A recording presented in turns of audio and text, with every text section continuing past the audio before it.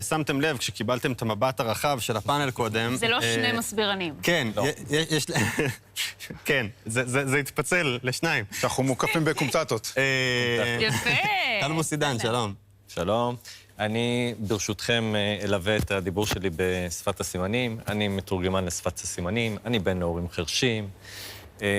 אני בעלים של חברת נגיש פלוס, מנגישים פלוס, שנותנת שיחות וידאו והנגשה לאנשים חרשים וכבדי שמיעה. ולציבור נגיד, אתה בעיקר מוכר מהעיגול הקטן, בהצהרות של דובר צה"ל. בטלוויזיה, אפילו לפעמים פה, וגם בהצהרות דובר צה"ל, אבל כאן אני בתפקיד, אני במילואים, אני עכשיו במילואים, ביחד עם אלון, בענף הסברה של פיקוד העורף.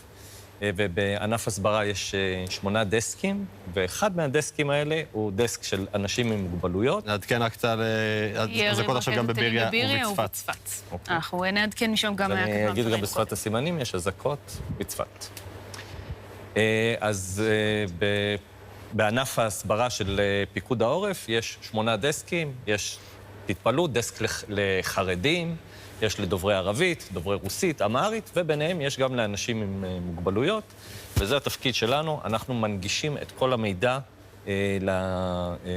לאוכלוסייה, אם זה לאנשים עם הנמכה קוגניטיבית. אז אנחנו לוקחים את כל מה שאלון מספר כאן, וכל מה שפיקוד העורף מוציא ברשתות, אנחנו עושים את זה בשפה פשוטה, בתרגום לשפת הסימנים, בכתוביות.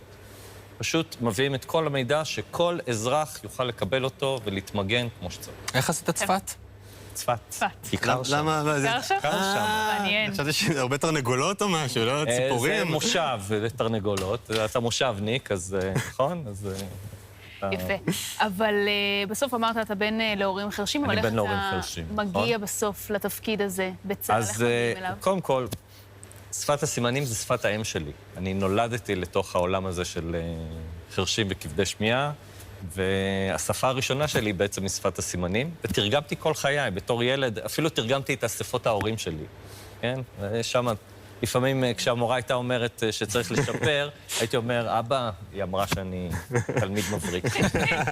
אבל, ואז לוקחים את הלימון, הופכים אותו ללימונדה. אז אני מתורגמן לשפת סימנים מקצועי, וכמו שאמרתם, רואים אותי בכל מיני מקומות, ויש לנו את החברה שנותנת שירותי הנגשה. ובמילואים, פיקוד העורף, לפני כמה שנים, עוד לפני המלחמות, הבין שהוא צריך להנגיש את המידע ולתת אותו נגיש בצורה שווה לכל אדם. אני חושב שזה היה לפחות שנתיים לפני חרבות ברזל, ואנחנו כבר 2.5 במלחמה, אז מה? 2021 משהו כמו 5 שנים, כן. בתקופת הקורונה כבר בקורונה היה צריך להנגיש מידע לאזרחים שפיקוד העורף עשה את זה. איפה עדיין יש פערים שאנחנו מדברים באופן יותר רחב על אוכלוסיות עם מוגבלות בהתמודדות הזו? יש פערים, אני לא אגיד שאין, העולם לא מושלם, זה פחות התחום שלי, כי אני בא מהסברה, ויש אולי פערים בתחום המיגון, המקלוט, ההתראה, אבל אם זה כמו שאלון אמר, יש מבנים ישנים שאין להם מקלוט, או שאנשים עם מוגבלות פיזית לא יכולים להיכנס לממ"דים שנמצאים ברחוב כי יש מדרגה. יש פערים, אבל פיקוד העורף עושה באמת מאמץ מאוד גדול להגיע לכולם, להגיע לכל אדם, שכל אדם יקבל את ההנחיה שמתאימה לו, ושיוכל להתמגן בצורה הכי טובה שאפשר. מה עושה אוכלוסיית העיוורים במדינה בזמן הזקה? אז אוכלוסיית העיוורים, דווקא לעיוורים אין בעיה לשמוע את ההזקה. לא, אבל להגיע למקלט? אז בדרך כלל אנשים עיוורים מכירים את הסביבה שלהם, וכמובן מה שיותר קשה להם זה שהם לא יכולים לצאת להסתובב בחוץ. אז האוכלוסייה הזאת היא כרגע יותר נפגעת שהיא צריכה להישאר בבית וקרוב למחסה. אבל... והשאלה המשלימה, איך כבדי... החרשים. איך החרשים וכבדי השמיעה מצליחים לדעת? חרשים לא שומעים את ההזקה, אבל פיקוד העורף נתן כל מיני מענים. קודם כל יש את אפליקציה של פיקוד העורף, כמו שיש לכולם.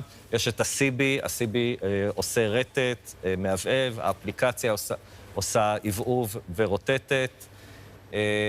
אפשר, למי שיש טלוויזיה חכמה, יכול להוריד אפליקציה לטלוויזיה החכמה שלו, ואז תקפוץ לו התראה של פיקוד העורף, גם כשזה ה-CB וגם כשההתראה באזור שלו תקפוץ.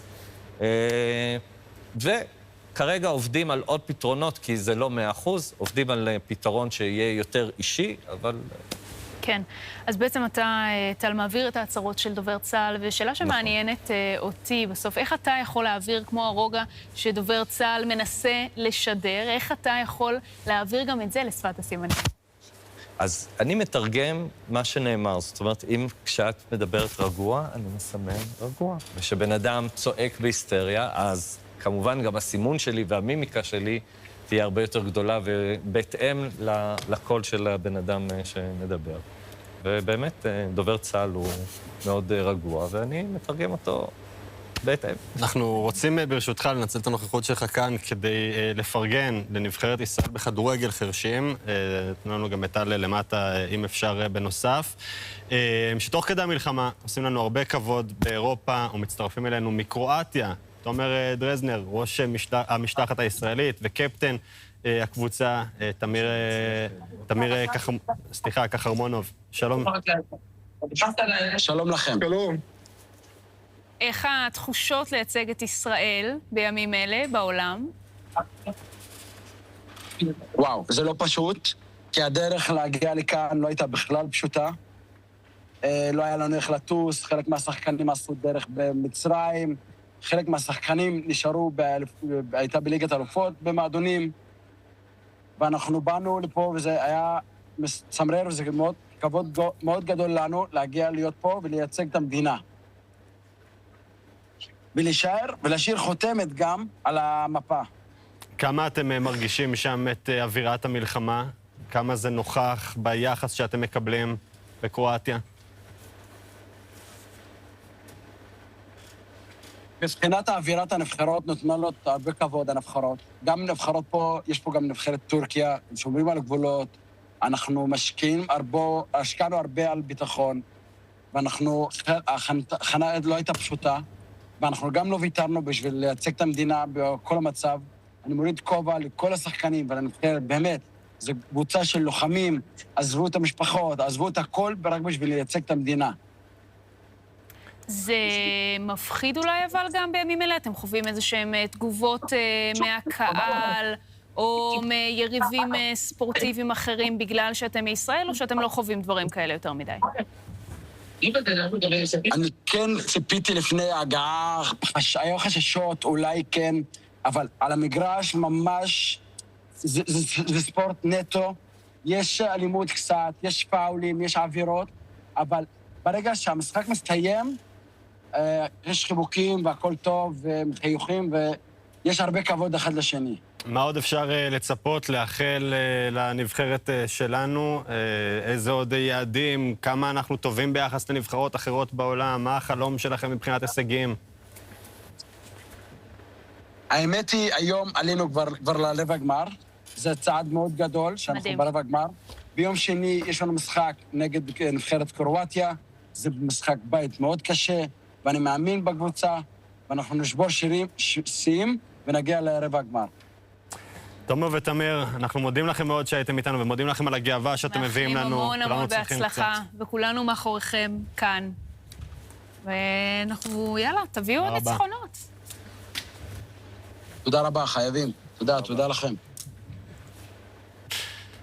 מדהים, מרגש. אותי מרגש. את המילה שלך? גאווה, ממש כיף לראות אותם, ונקווה שנצחו. אמן. לגמרי. טוב, נגיד גם תודה רבה לך, ונשחרר אותך הביתה. תודה רבה. נוח קצת, יש לך זמן? רק דבר אחד קטן. תמיד. לשלישיית הבנים שלי יש יום הולדת ביום ראשון, אז אני מאחל להם, אני אנצל את ההזדמנות לאחל להם מזל טוב. אהבה רבה והרבה מזל טוב. ליובל, גילי ויואב. נמסור גם אנחנו מכאן. תודה רבה. תודה, טל. תודה, טל, שבאת. צחי, אתה מתרגש, אני מרגיש. לא... יפה לראות. קודם כל יפה לראות שפיקוד העורף, מה שנקרא, מתחשב בכולם, ונערך בהתאם גם לאירוע. באופן כללי, אני חושב שגם היום עדיף פי 100 להיות אזרח ישראלי ולא אזרח לבנוני ולא אזרח איראני, גם ברמת ההגנה שאנחנו מקבלים מצה"ל, ממערכות ההגנה האווירית, וצריך לציין גם את הלוחמים וגם את הלוחמות של מערך ההגנה האווירית, וגם מפיקוד העורף, שנותן לנו מספיק זמן להתארגן ללכת למקלט, ובמיוחד שדואגים גם לאוכלוסיות המוחלשות, זה חשוב מאוד. כל הכבוד. ברור לי איך שלושתכם פספסתם. האיש יש שלישייה. אתם יודעים מה זה שלישייה? והוא מכיר, אבל אתה יודע, אם עדיין נטו לילדים, הם לא מפנימים מה זה תאומים, אני לא רוצה לחשוב מה זה שלישייה ועוד בנים. אני יכול רק להגיד הלוואי עליי. וואו. התמודדות לא פשוטה. בהצלחה עם אני עם 3 בנות ואני קורס והן לא... אפרופו הגנים והתשלומים וכל מה שדיברנו בשעה הזאת, אני חייב להגיד שבאופן כללי זה פער שגם אנחנו כתקשורת צריכים להשתפר בו, וזה באמת, זה מה שאמור להיות בסיסי. אנחנו כן מצליחים, אני חושב, ישראל להיות יותר ויותר מתקדמים בתחום הזה, כמו שגם טל אמר פה קודם, אבל יש לנו עוד הרבה פערים לסגור ועוד הרבה מחויבויות לאוכלוסיות. בילדים, אתה... כמו שהוזכר פה, יש דסק לבעלי מוגבלויות בפיקוד העורף, וב-104 אפשר לשאול כל שאלה, אפשר להתקשר ל-104, יש עשרות חיילים וחיילות שרק מחכים לשאלות ולתת מענה. מוקד פיקוד העורף, למי שלא מכיר את המספר. כן, וגם בפורטל החירום הלאומי יש התייחסות לבעלי מוגבלויות, שאלות ותשובות. טוב, אנחנו יוצאים. להפסקה קצרה, וגם אחרונה. באמת אבל. באמת אבל, עכשיו אנחנו לא משחררים. מתחייבים. אנחנו אחריה ננסה להבין